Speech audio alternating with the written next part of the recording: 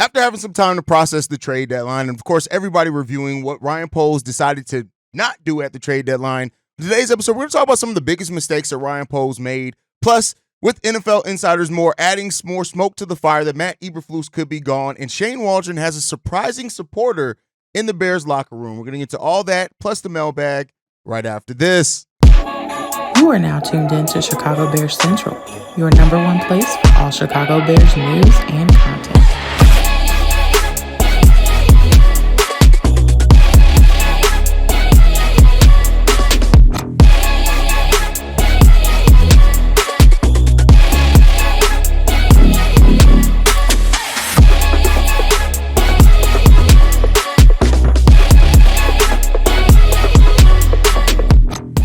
What's going on, Bears fans? Welcome to another episode of Chicago Bears Central, your number one spot for everything Chicago Bears related. I'm the host, Haize, but more importantly, you guys can follow the channel at Chi Bears Central on every social media platform we happen to be on. With that being said, let's go ahead and get into this content today, y'all. And so the trade deadline went by, and Chicago Bears did move on from Khalil Herbert, getting a 7th round pick. But other than that, the Bears didn't add anything to this team. They didn't add anything on the O-line. They didn't add anything to the defensive line, all things that were rumored around the Bears.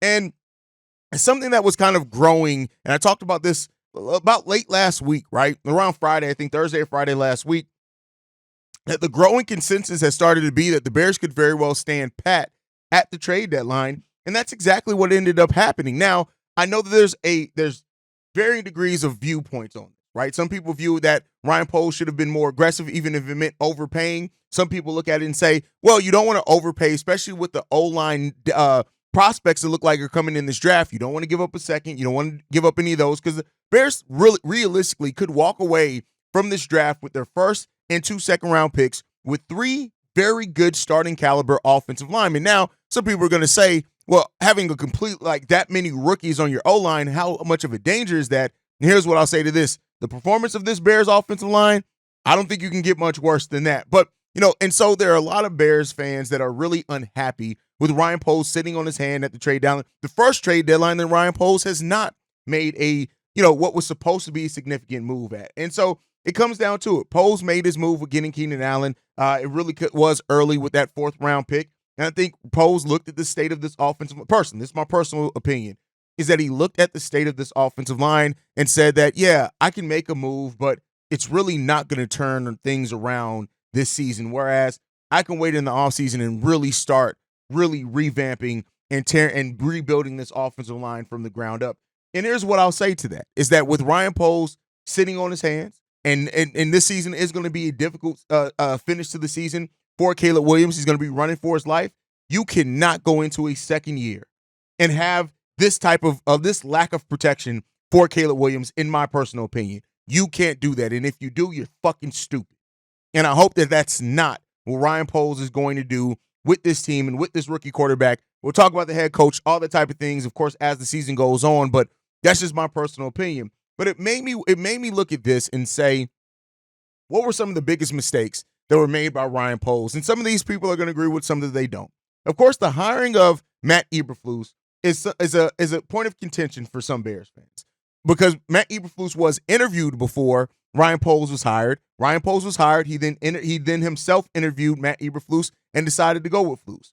Poles has said before that the ownership had said to Ryan Poles, you can restart this whole process if you want. Ryan Poles sat down with Matt Eberflus, decided to go with Matt Eberflus. Some Bears fans don't look at it and say that wasn't a Poles hiring. But here's the thing that I'm going to say. With Ryan Poles being the guy that last offseason, when a lot of Bears executives in that front office were ready to move on for Matt Eberflus, and Ryan Poles was the one that went to bat for Flus for 3 days in that deliberation and decided to keep Matt Eberflus, that at that point to me, regardless of the hiring, whatever happens there, that made him Ryan Poles' guy. And that decision was the wrong decision. That's one of the biggest mistakes from it. And again, I understand people say, well, the Jim Harbaugh was never coming here. So that's what it comes down to. But I think that the hiring of Matt Eberflus, and then if you don't want to put the hiring of Matt Eberflus on Ryan Poles, the decision to keep Matt Eberflus last offseason is definitely one of those things that was a mistake by him. Then, of course, when it comes down to it, The draft, like, I'm going to be clear here. For people that say the Roquan Smith thing was a mistake by Ryan Poles, it wasn't. When you have the linebacking core that the Bears do have now, the linebacking core isn't a problem. That whole linebacking core makes only $1 million more than Roquan Smith. That was not a mistake. I don't look at that as a mistake personally, but I do think another mistake of Ryan Poles is not focusing on that offensive line. It just is what it is. That should have been the moment that you knew, and I don't care what nobody said. I know that the Bears said they were doing their evaluation. The moment that you decided, and even before then, because let's be clear, had even the Bears kept Justin Fields, you know that you needed an investment on that offensive line. So either way that you went this past offseason with the quarterback situation, you should have invested more in that offensive line. You should have invested more because either way, you knew that you're either going to have a rookie quarterback or you're going to have a quarterback that just needs more time.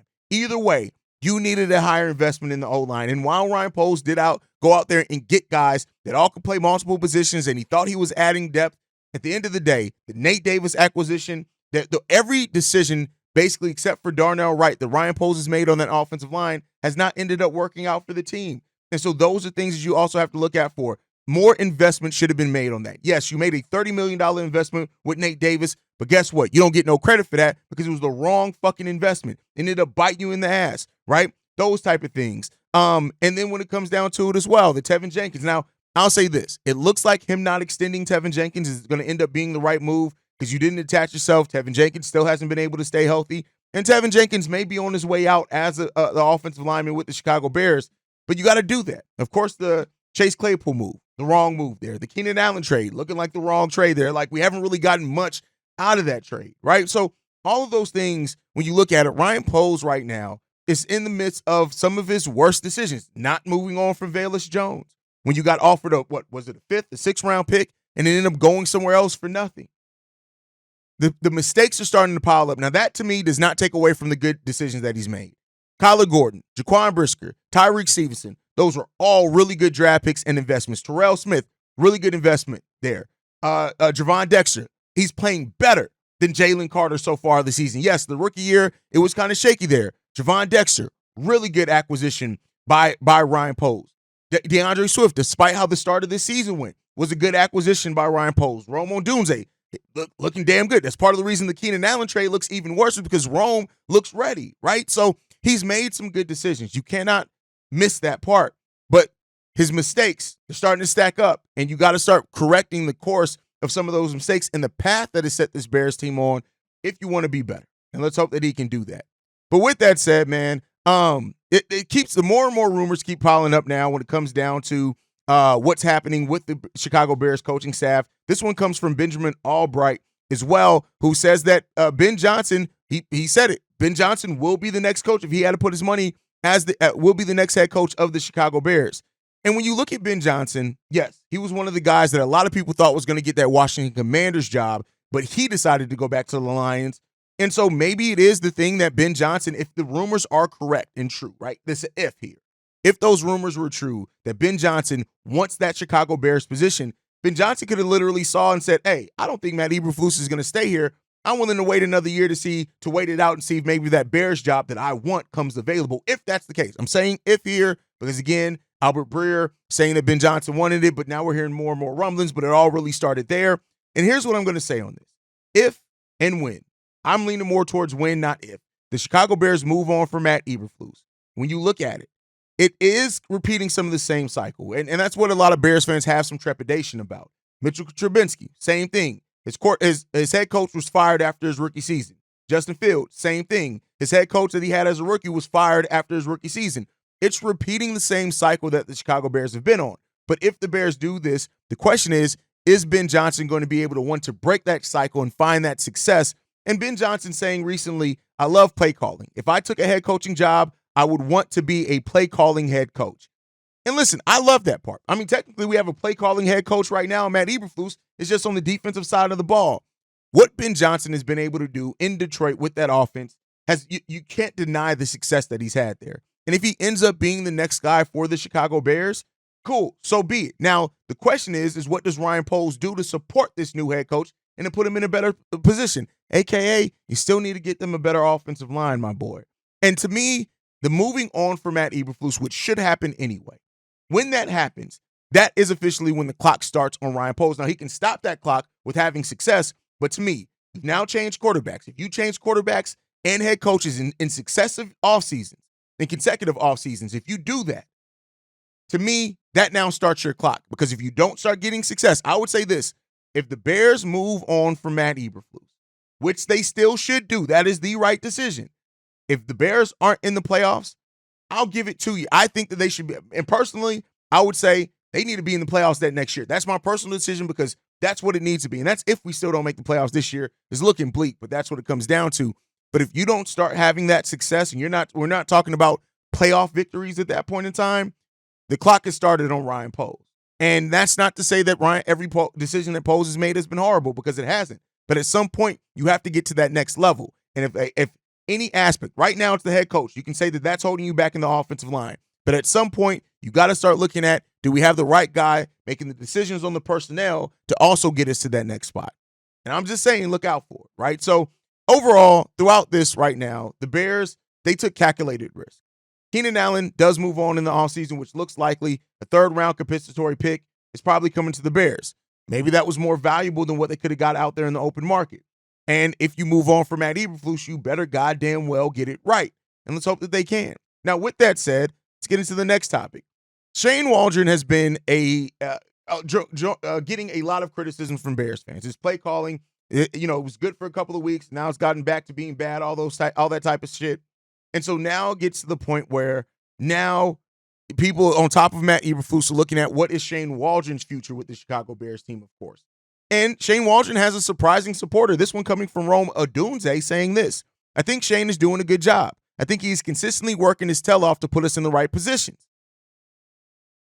All right, now, that's not going to be necessarily things that a lot of Bears fans hold true, but when you look through week 9 so far, the Chicago Bears are 29th in passing offense, averaging 182.9 yards per game. We're 23rd in rushing offense at 111 per game, and we're 28th in overall offense at 294.6.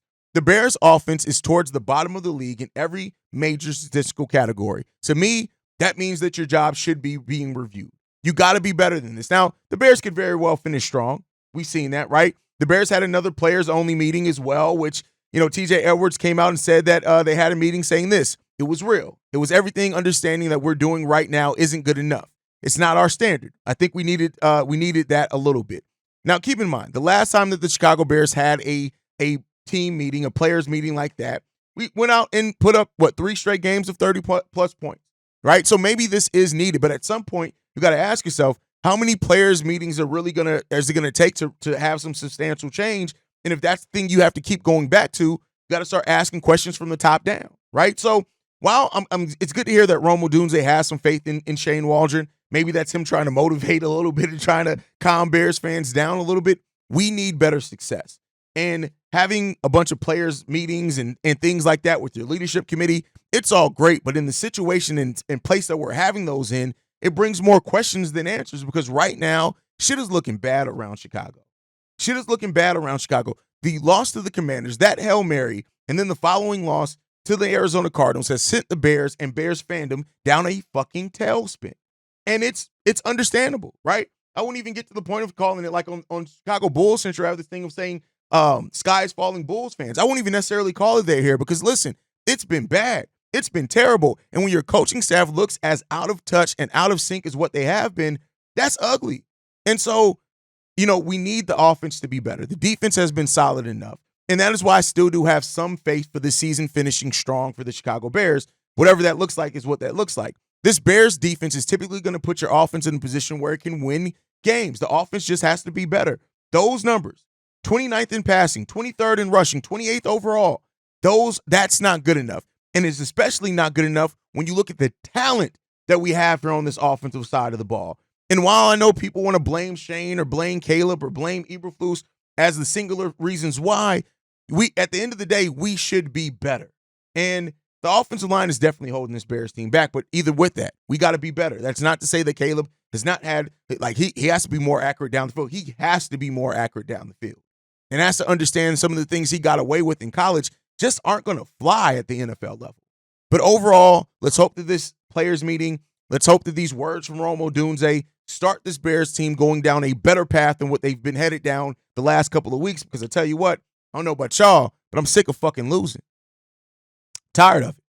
So let's hope that that can be the case. With that said, man, let's go ahead and get into these. I got 2 voicemails after the trade deadline. Let's get into these. This first one's from Go Blue. What up, what up, what up, C-Dub, Haize, Bobby. It's your boy Go Blue from the 901. Now, if you go back into my archives, I'm going to jump right in, baby. If you go back to the archives, I told y'all Ryan Poles was going to piss a lot of Chicago Bear fans off due to the fact that he was not going to get no linemen in free agency via free agency or whatever the case. He's going to get most of them throughout this year, this season, off the street. And that's exactly what he's doing. He's going to address it. He's going to address all that in the upcoming draft. My hopes is that he get Mason Graham or Kenneth Grant. Hopefully he can get both of them guys from Michigan. You know what I'm saying? To solidify that run defense. As far as offensive tackles and linemen, I don't really know too much of what's going on around. I heard Georgia got some pretty good tackles or whatever the case is. But now, as far as, and I guess this a far-fetched, you know me, if I'm Ryan Poles, I'm calling Oline Cruz, man. We need an asshole offensive line coach. Would you do that for us? And I'm looking to sign, and I'm looking to bring him in. We need somebody that can get up under these folks' skin. Then I ain't gonna lie, I'm looking at Tony Romo as an OC, dog. I don't care what y'all say about he never coached whatever the case is, but when you listen to him in that booth and he see what's going on, man, he calls everything. And I'm like, this would be something different, and it would be good. But that was just my thoughts, man. I'm here at the workhouse, man. I had to get that off my chest, but you know what I'm saying? Chicago up, bear down, baby. Yes, I do think that Poles will address the O-line in the upcoming draft. He has some picks, some high up picks that he can really get into the weeds. To me, and I said this on the trade deadline special yesterday, the Bears have 3 focuses. 1, firing Matt Eberflus. That's for me. Addressing the O-line. You got to address the O-line, and I would love to see the Bears get another safety in here because Kevin Byard has 1 year left on his deal, and if you can find a young safety to be with Jaquan Brisker and be that young dynamic pairing for the future, I think those are the 3 things you need to address. Our linebacking core is solid and still locked in. The secondary is still locked in and pretty good outside of the safety. Our defensive line, we could address that, right? Maybe we address that in the draft as well, one of the other picks. But if we can keep Darrell Taylor, Austin Booker, Daniel Hardy, I kind of like where we are there. Again, if you get a bigger name in free agency, cool, great, right? Not mad at that. But the O-line, we got to address the O-line. We got our tight end in Cole Kmet. We got wide receiver number 1 and number 2 in Rome and DJ Moore. Maybe Tyler Scott or some more depth there. But, those are your focuses. And get it done. That's what I really want to see. And you're right. There's a lot of good quality offensive linemen coming out of this draft. And I think this is a really good opportunity for the Bears to get and build a young offensive line core that can grow together. Now, I still think you may keep some veterans around. I'll get into that in the next voicemail, but there you go on that one. Now, as far as Oline Cruz, listen, I think Oline Cruz could be a great coach. I don't think he has the patience. Because you put people if he had to coach somebody like Nate Davis or Braxton Jones, I think Oline Cruz would be completely pissed off by their lack of drive at some point. Say what you will about Oline Cruz, but he was one of the most intense football players you will run across. And I much like you see with some of the great players don't turn into good coaches because they kind of expect people to have that same drive that they have. Oline Cruz could suffer from that. Now I know he does do some coaching, right? I don't know at what level. So there is that, but we'll see what comes down to it. But I would love Cruz to come back and be an official part. I just don't know. I think Cruz would snap. Bro. On some of these players that we have here. Now, maybe getting better talent, you can avoid that. I think you can do wonders for Darnell Wright, things like that. But I do think Oline Cruz, some players just don't have that patience, right? But, we'll see. All right, let's get into this next voicemail. This one's from Keys. Yo, what's going on? It's Keys, man. Hope you guys are enjoying this Tuesday. So I just wanted to bring some viewpoints to some things, man. We saw the trade deadline, so we didn't pick up the guys that we thought we were going to get. So I believe that was in the end, that's a smart move by Poles because now we can structure the O-line how he wants to. And I've been saying to other people for the longest that we were going to establish getting our main guys, like the outside guys, like Caleb, Rome, we got DJ, we got Swift, Cole Kmet, get those guys established and to draft our line. So now that we know what we have, I believe The first round would either be offensive tackle. I would love to get Will Campbell from LSU. Kevin Banks is another one that's pretty good. But if that doesn't work out, there's a guard at Alabama, Tyler Booker, who I believe would replace Tevin Jenkins. And I believe Tevin is going to go to another team because the things I've seen from Tevin, like it doesn't even look like him. I think personally they got him out of position at left guard when he should be at right guard. But I'm not a coach on the NFL team. Leave it to the guy that's running the O-line who's not shit. But back to it, and then you got those 2 second-round picks, and I think it's very essential that we get our guards established, or we go into the free agency. I know it's a long time away. We should shoot for Trey Smith from Kansas City Chiefs, and the center that we missed out on that's in Seattle right now. So we need at least 2 vets, and I believe we need 2 young guys because Karan Amagaji isn't going to fit it. But I may be wrong. So overall, do I think the Bears rest of the season, we got 9 games left. First off, let's just get a win on Sunday with the Patriots. But I have faith in them because the next 3 games we got are at home. So we got New England, Green Bay, FGB, and I believe it's Minnesota. If we can get back on track, just take it 1 game at a time and possibly be at 7-4 or 6-5, that may be a chance we could creep into the playoffs. Now, that's me being optimistic as a Bears fan, but we shall see. Let me know what you guys think. As always, Chi-Town up, bear down. Listen, Poles does. He has a great chance to build this O-line with young talent. And I do think vets like Bates and Matt Pryor, these guys could stay around. Maybe even Tevin Jenkins if the price is right? Because with Tevin being hurt, maybe there are some other teams that don't want to keep him around. Now, I'm not necessarily saying Tevin can't be passed up, especially on where we draft, but maybe if Tevin goes and goes around and looks at what his value is and says, hey, I'd rather just stay in Chicago for what I'm getting offered, and the Bears yeah, we'll pay you. It's just not going to be a lot because of your injury history. Maybe you can stay there. But I do think Bates, Pryor, these guys could stay on as some veteran pieces that we need. And I still think even with what we could do in the draft in the O-line, I think maybe Ryan Poles would want 1 decent veteran there. Now, offensive lineman can be pretty pricey, so that's what it comes down to.